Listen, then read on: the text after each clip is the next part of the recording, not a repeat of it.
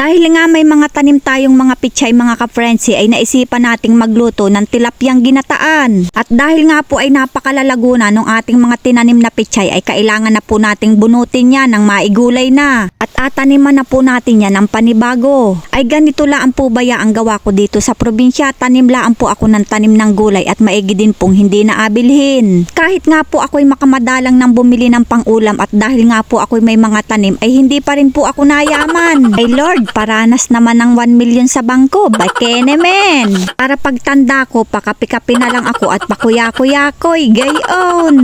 Ay ang sabi nga, nasa tao ang gawa, nasa Diyos ang awa. Kaya naman po ay talaga namang inasipagan ko. At baka nga po ay maawa sa akin si Lord. Gayon. Nako, ay kadaming inasabi ang mahalaga tayo'y may pangulam ngayong araw. Gayon. Ay ang sabi nga po ng mga matatanda din ay basta wag laan po magapawala ng bigas at pangulam ay napakadali laang. At may manok naman po ang kapitbahay, pwedeng magluto ng tinola. Basta po baga ay magaling ka laang manghuli ay di may pang tinola ka na, may pangulam ka na, may masarap ka pang sabaw. At para po hindi ka paghinalaan ng iyong kapitbahay na ikaw ang kumatay ng kanyang manok ay bigyan mo po ng tinolang niluto mo. Gayon. Pag ginawa mo nga po yun ay nako po, inasabi ko sa iyo 100% ay talaga namang magapasalamat pa sa iyo yun. Pag sinwerte ka pa nga ay nako po, ay aaloking ka pa ng inuman at ang asabihin sa iyo ay napakasarap namang pulutan na re. Ari naman pong inasabi kong ari ay kayo na po ang bahala kung inyo pong ason din, lalo na po kung kayo ay walang mga konsensya. Pagkatapos nga po nating maghambog ay stay magata ng nyog ay tayo naman po ay maglinis nitong ating tilapia. At hiwain po natin yan sa gitna para pag nilagay natin yung gata mamaya ay talaga namang manunuot sa kanyang katawan. At pagkatapos nga po nating hugasan yung isda at pechay ay magsalang na po tayo ng mantika sa kawali at igisa na po natin yung ating luya at bawang. Napakadali lang naman po talaga ng ating alutuin at ilagay na rin po natin yung ating hiniwahiwang sibuyas at ilagay na rin po natin yung ating hiniwahiwang kamatis at haluin lang po natin ng haluin hanggang sa maluto yung ating nilagay na kamatis. At ayan na nga po, luto na yung ating kamatis ay maglagay na po tayo ng ating pampalasang oyster sauce,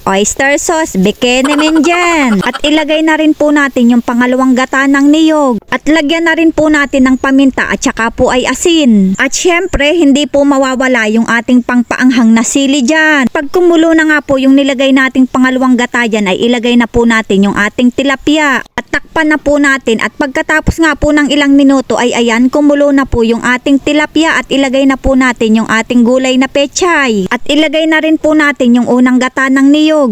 Panlaan po natin saglit para kumupis laang yung ating nilagay na pechay. Pagkatapos nga po ng ilang minuto ay ayan, luto na po yung ating ginataang tilapia na may pechay. Ay luto na nga po yung ating tilapia ay nakanganga pa rin parang inagutom. Ay wag kang mag-alala at ikaw ay aking akainin na. Nako po, ay parang mapapalaki na naman ang kain ko na rin. Ayan na nga po, tikman na natin yung ating ginataang tilapia. At simpleng luto nga lang po natin ay talaga namang mapapalaki ang kain natin ito. Pag po talaga sariwa ang gulay ay talaga naman pong manamis-namis. Dahil nga po ay malaki naman yung isang pirasong tilapia ay tama na po yung isang piraso o ay di baga po hindi ako ganong katakaw. Dahil nga po sa gulay na pichay palaang ay ayos na po tayo. Ay pag talaga naman pong ang ulam ay gata ay talaga naman pong nakakalaki ng kain. Lalo na po pag medyo maanghang-anghang ay talaga naman pong nakakaganang kumain. Sa sarap nga po ng ating pagkakaluto ay nako po ay taob na naman ang isang pinggang kanin. Talaga naman pong busog na naman ang anak ng inay.